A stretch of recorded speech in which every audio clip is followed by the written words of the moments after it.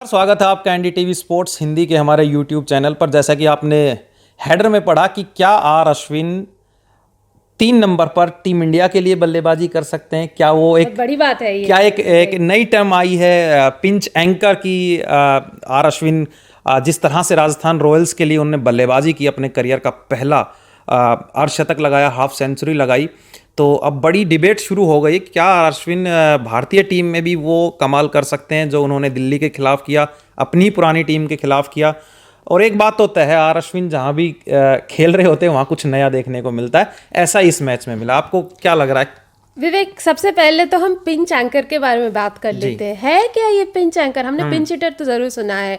1996 world cup के दौरान रोमेश कलुवितरना और सनत जयसूर्या, जो रोल उन्होंने इन दोनों ने अदा किया था, उनको पिंच हिटर के नाम से हम इतने दिन तक सुनते आ रहे हैं।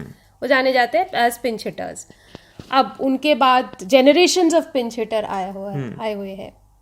अब कल रात से एक नई कहानी शुरू हुई है, which is of pinch anchor. What is a pinch anchor? So Ashwin said after the match that he wasn't given the licence to kill. Number 3 में बैट करने के लिए आए, पर जब जॉस बटलर आउट हो गए, नंबर 3 में बैट करने के लिए आए, तो उनको एक रिस्पॉन्सिबल एंकर रोल अदा करने के लिए नंबर 3 में भेजा गया था। Now the strategy for Rajasthan Royals was to bat deep, ताकि पावर प्ले में जल्दी जल्दी उनका विकेट अगर गिरता तो there would be other people who would be coming at the rear end. शायद एक चीज़ को अकोमोडेट करने के लिए उन्होंने ये तरीका निकाला, क्योंकि हेटमायर घर चले गए हैं because of the birth of his child, तो उनका रियर एंड में सपोर्ट नहीं है। Now they wanted that support. They wanted their batters to bat deep. So they put Ravi Ashwin up. Ravi Ashwin का ये कहना है कि उनके जो राजस्थान रॉयल्स के जो प्रैक्टिस मैच हुए हैं उनमें वो ओपन भी किए हैं।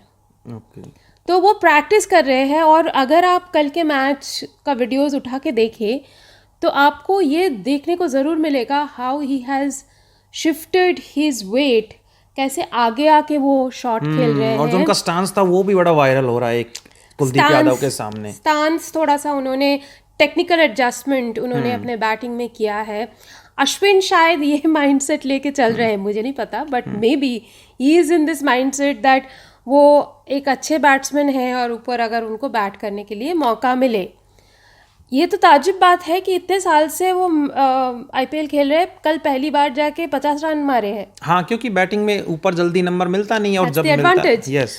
सो may be now in addition to his skill as a bowler, he is targeting to become that top order batsman in IPL. He is trying to prove to his franchise, which may then translate to him being a India number 3, जो मैं बोलूँगी इस stage में बहुत ही ambitious plan है, बहुत ज़्यादा ambitious plan है। लेकिन विराट कोहली को रिप्लेस करना पड़ेगा।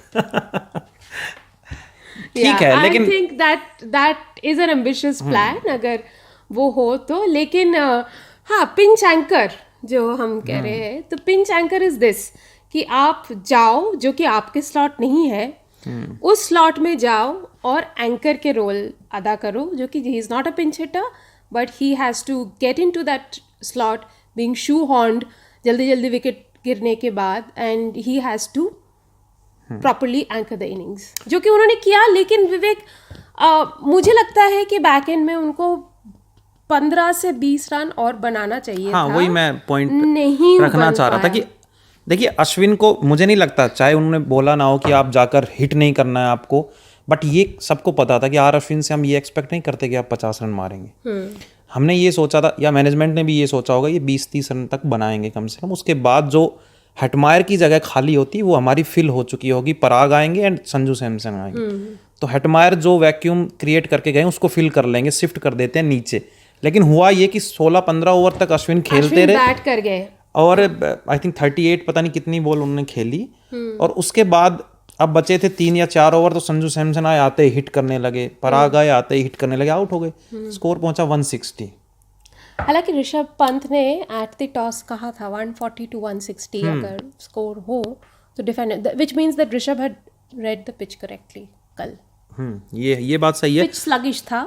हाँ, लेकिन अब मैं वापस एक बार अश्विन पे आना चाहूंगा कि अश्विन जब भी खेलते हैं कुछ इंजीनियरिंग अपनी लेकर ही आएंगे, कुछ ना कुछ नया अश्विन के साथ आपको मैनकिडिंग वाला हाँ, या फिर रिटायर्ड आउट। एक बड़ा क्या सोचा था कि अगर अश्विन एक्सेलरेट ना कर पाए तो वो रिटायर आउट हो जाए? मुझे लग रहा था जब 12 ओवर हो चुके थे, और ठीक है आप एक ओवर में एक बाउंड्री लगा सकते हैं, लेकिन मुझे लग रहा था संजू सैमसन अगर 7-8 ओवर खेलेंगे तो आपका स्कोर बहुत ऊपर जाएगा। तो मुझे उस दिन भी लग रहा था कि यहाँ से फिर रिटायर्ड आउट हो सकते हैं, ये खुद से जा सकते हैं। फिर मुझे एक बार दोबारा लगा जब उनका हाफ सेंचुरी कंप्लीट हुई, वो सब 16th ओवर आ गया, अब आपकी हाफ सेंचुरी कंप्लीट हो गई है। देखिए हम यहाँ से आपको बहुत रवि अश्विन को क्रेडिट दे रहे हैं, लेकिन ये जो पिंच हिटर पिंच एंकर का मामला है ना, इसमें भी श्रीलंका कनेक्शन भी बहुत जबरदस्त है। ओके, कुमार संगकारा जो कि उनके director of cricket, Lasith Malinga साथ में है। हाँ, लसित मलिंगा भी साथ में हो सकता है, बहुत डेयरिंग डिसीजन है। मैं श्रीलंकन्स आर इनोवेटिव। देखिए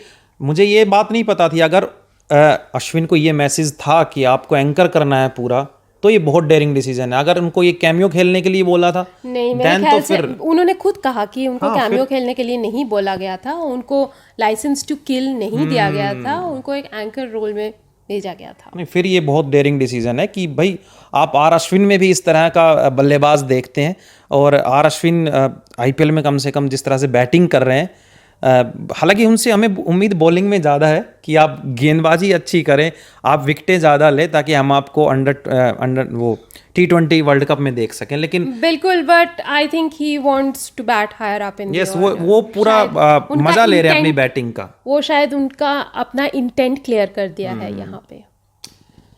चलिए, तो ये तो भाई अश्विन जहाँ भी होते हैं वहाँ आपको कुछ ना कुछ इंजीनियरिंग क्रिकेट की नई टर्म्स मिलती रहेंगी जब तक वो खेलेंगे।